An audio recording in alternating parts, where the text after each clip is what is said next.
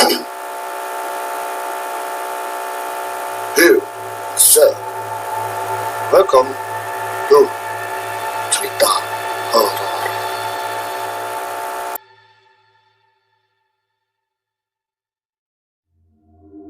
Jadi, di video kita kali ini saya akan bercerita sebuah kasus yang sebenarnya sih ini kasusnya tahun 1970-an, misteri pemerkosaan Sung Kun, dan kita akan membahas tentang biodatanya, tragedi pemerkosaan Sung Kun-nya, dan kapan dia wafat. Oke, sebelum saya melanjutkan ke pembahasan kita kali ini,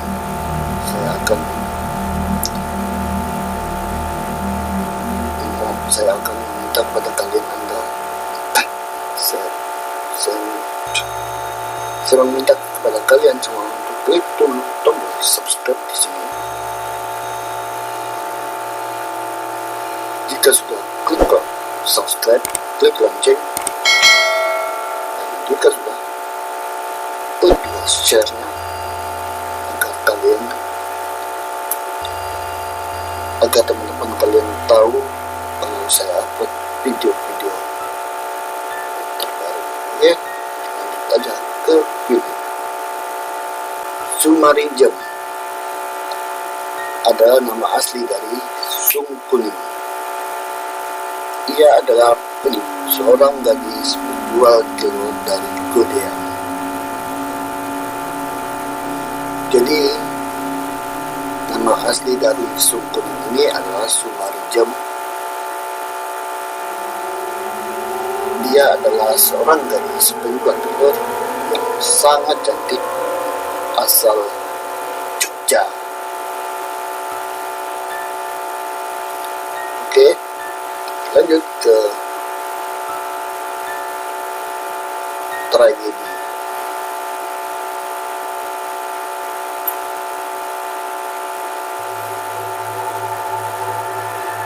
Pada suatu malam, bis kota sudah tak lewat ngampilan selepas pukul 5 sore pada tanggal 21 September 1970. Urusan dagang membuat Sumarijam terlambat.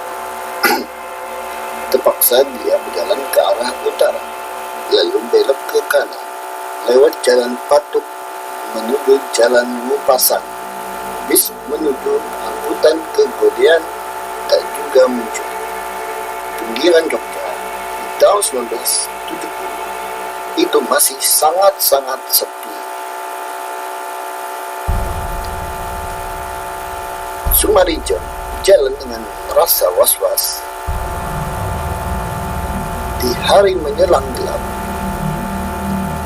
ketika melintas di timur asrama polisi Patuk, tiba-tiba sebuah mobil menghampiri dan menyerempet dan berhenti di dekatnya. Tampak olehnya pemuda-pemuda gondrong turun dari mobil itu dan dengan paksa menarik Sumarijam untuk masuk ke dalam mobil. Ia berusaha dengan sekuat tenaga memberontak, menolak paksaan berandalan itu, namun hasilnya nihil. Tulis nihil. Lalu mobil itu bergerak lagi dan mengitari jalan di Ponegoro menuju Bumijo. Seingat Sumarijam, mobil melintas jalan Magelang. dan tergoncang ketika menyeberangi rel kereta api.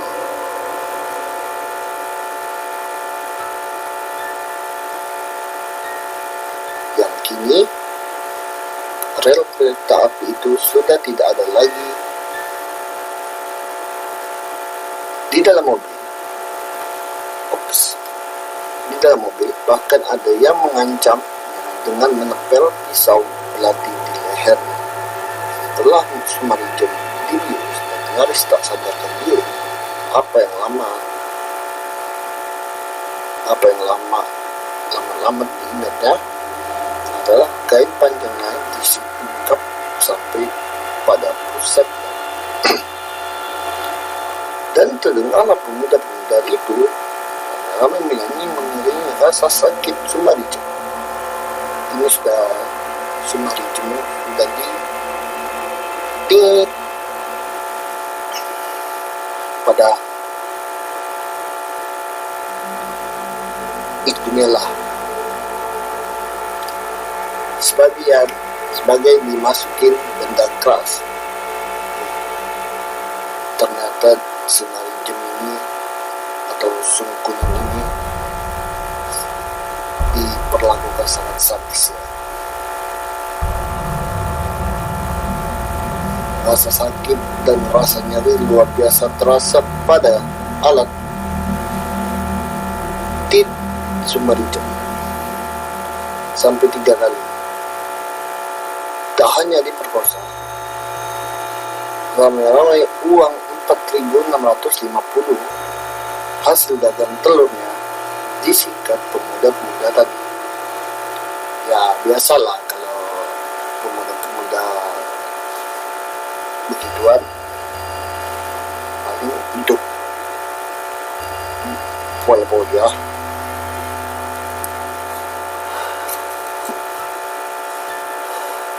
Dan setelah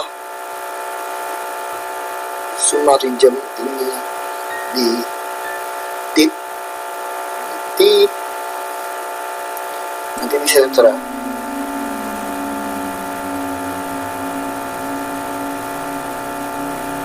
Lalu mereka membuang Sumarijem yang tak berdaya di tepi jalan Wates Purworejo, daerah Gambir. Seingat Sumarijem, ketika dibuang, hari masih gelap. Sumarijem yang tak berdaya itu berjuang keras berjalan menuju ke arah kota Yogyakarta. Ketika hari agak terang, terlihat segelintir orang yang berlalu lalang dengan sisa uang 100 rupiah. Zaman dulu 100 rupiah itu bisa dapat permen, dapat beras, dan tubuh tak berdaya Sumarijem menyetop becak si pengayuh becak lalu mengantarkan ke rumah salah seorang langganannya di Bumijo, Nyonya Sularti. Sumarijem menangis. Pagi itu keadaan Sumarijem sangat menyedihkan. Kaki dan kainnya berlumuran darah. Isak tangisnya sampai ke telinga tetangga Nyonya Sularti. Kebetulan Nyonya Sularti bertetanggaan dekat dengan Tut Sugijarto, wartawan Minggu pagi pada pukul 6 tanggal 22 September 1970. Tut segera menghubungi rekannya Imam Sutrisno, wartawan Kedaulatan Rakyat. Imam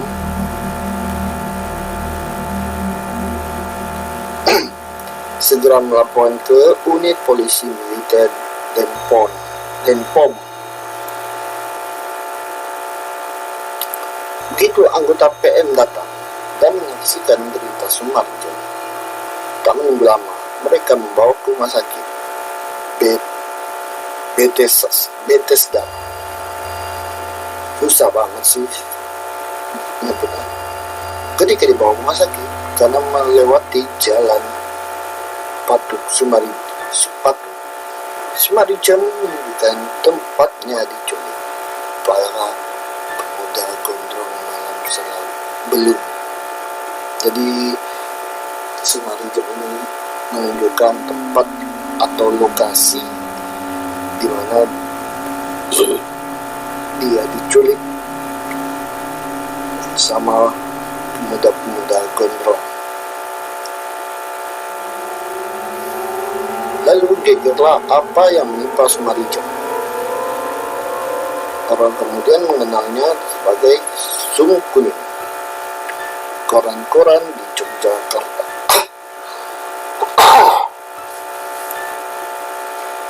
bahkan di luar Jogja, ramai membicarakan. Bahkan pada tahun 1980 muncul sebuah film yang berjudul Perawan Desa, yang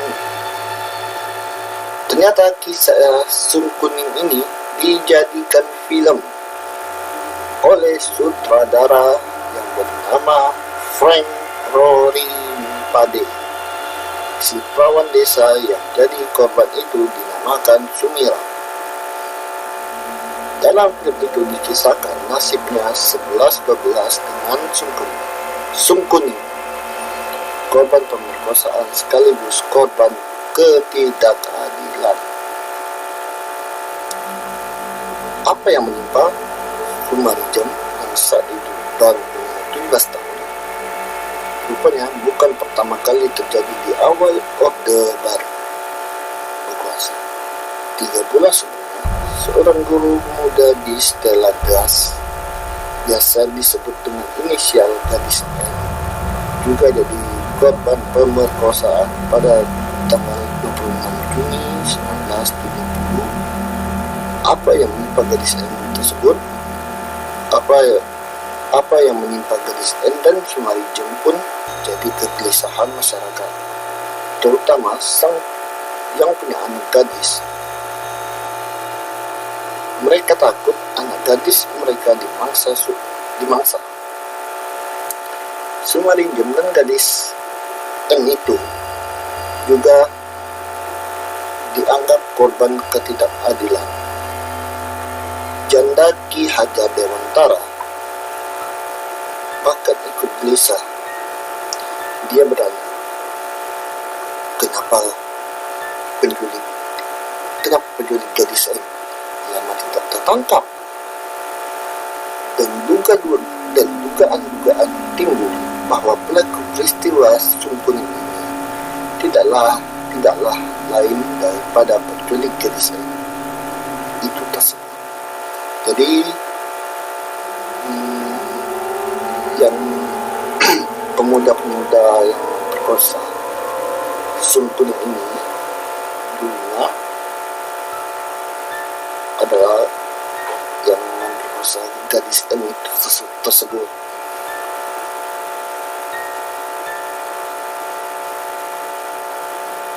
Seminggu setelah Sumarijam menjadi korban, pada tanggal 28 September 1970 tersiar kabar bahwa para penculik dan pemerkosaan Sung dan Gadis akan diarak ribuan orang.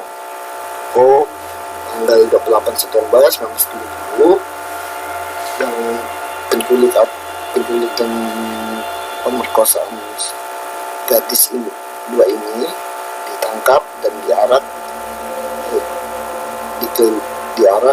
keliling kampung masa itu, memadati kantor polisi di selatan Malioboro. Namun tak ada yang diarak hari itu. Semua pelaku ternyata belum tertangkap. Jadi beritanya masih sorry.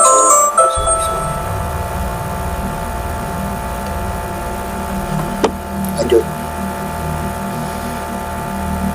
Jadi ternyata kabar yang mengatakan bahwa penculik itu tetap ditangkap adalah bohong atau hoax. Kepada anak-anak orang terkemuka di Jogja, Dugaan itu didasarkan pada kenyataan bahwa penculik itu menggunakan mobil. Di tahun 1970-an, hanya orang-orang terkemuka dan orang-orang kaya lah yang memiliki mobil. Jadi di tahun 1970 ini yang orang yang punya mobil itu adalah orang-orang terkenal ataupun kaya. Kemudian para penculik dan pemerkosa malah terlupakan apa yang terjadi setelah tidak ada penangkapan para pelaku. Jadi para pelaku itu bebas, tidak ditahan. Polisi setelah keluar dari rumah sakit, masyarakat pun protes dan terpaksa Sumarijem dibebaskan dari tahanan. Kasusnya yang jadi semakin rumit. Hasil visum dokter menyebut adanya pendarahan di alat tit, selaput darah sobek, dan luka di paha kanan kiri seolah tak lagi penting. Jadi kasusnya Sum Kuning ini dianggap tidak penting sama kepolisian. Dalam posisi yang tersudut, Sumarijem bercerita kepada Slamet Jabarudi, wartawan pelapor di Yogyakarta. Ia mengisahkan ruang geraknya dibatasi dan diancam akan disetrum. Bahkan muncul tuduhan konyol Sumarijem adalah anggota Gerakan Wanita Indonesia atau Gerwani yang identik dengan PKI. Diungkap dalam Hogeng Os, menunjukkan di tengah perilaku koruptif para pemimpin bangsa. Pada suatu malam, polisi mendatangi Sum. Mereka menyuruh dia menanggalkan pakaian. Alasannya mereka akan mencari kalau di tubuhnya ada tanda-tanda palu atau arit. Jadi polisi ini menganggap Sumarijem ini adalah anggota PKI. Lanjut. Polisi dengan sigap memunculkan seorang bernama Trimo sebagai pelaku pemerkosaan. Dibumbui pula bahwa kedua menjalin hubungan gelap. Trimo membantah keras tuduhan itu. Dia tak kenal dengan Sum Kuning ini.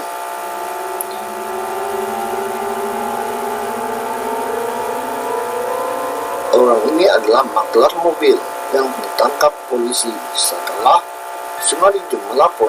Budidono mengaku ikut memperkosa. Pengakuan mengejutkan Budidono. 3 pemerkosaan lainnya adalah anak penggede. Pengakuan kepada polisi itu bocor. Lalu beredar di masyarakat siapa pelaku sebenarnya atas pemerkosaan Sumarijem tak pernah jelas. Sumarijem bahkan nyaris dipenjara. Dia karena dituduh memberikan laporan palsu, telah menyiarkan kabar bohong tergambar di awal film Perawan Desa. Jadi kasus Sum Kuning ini jadikan film, yaitu Perawan Desa. Sum Kuning ini mulai menangis sambil mengaku dia telah berbohong. Katanya, Sum yang anak desa itu hanya kejar popularitas. Jadi Sum ini menyampaikan laporan palsu bahwa dia untuk naik popularitasnya. Zaman itu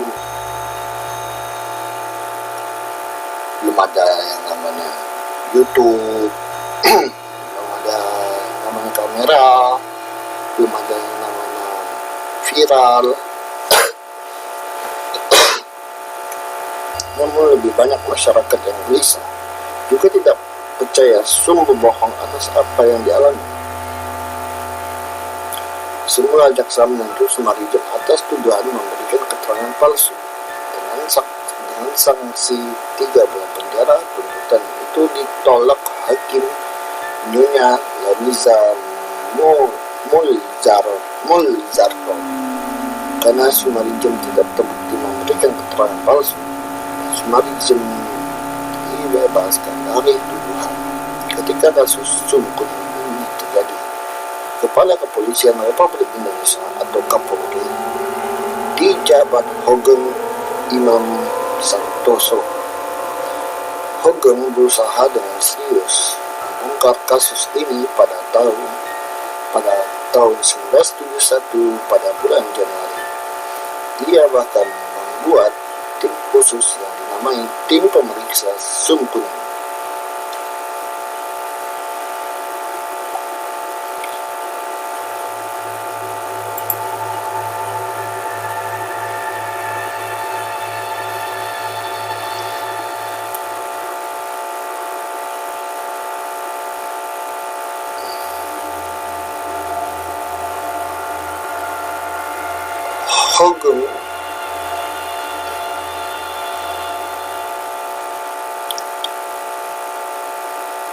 Hogen sampai melaporkan Santoso dan kawan-kawan.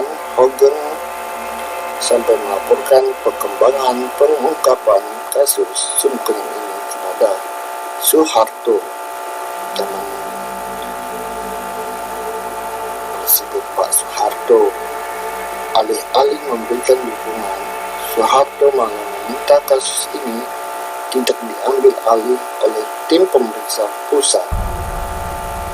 Kasus Sumkuning ini dianggap berdimensi politik luas, sehingga rezim merasa perlu mengambil sepenuhnya kendali. Hogen pun hilang dalam pengungkapan kasus Sumkuning ini. Di kemudian hari dia menanyakan penanganan yang seharusnya hanya dilakukan aparat hukum seperti polisi menjadi dicampuri pihak-pihak lain aparat hukum seperti polisi menjadi dicampuri oleh pihak-pihak lain. Harapan saya agar urusan Polri tidak dicampur tangani oleh pihak-pihak lain. Menjadi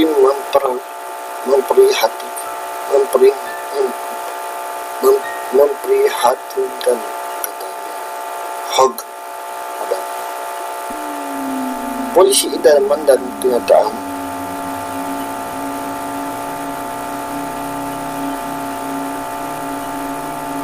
Polisi idaman dan kenyataan. Kasus ini diangkat ke layar perak pada 1978 dalam film berjudul Perawan Desa yang disutradarai oleh Frank Rory Mpade. Sementara Sumkuning ini diperankan oleh Yati Surahman. Oke, segitu dulu pembahasan saya tentang Sumkuning. Di next video saya akan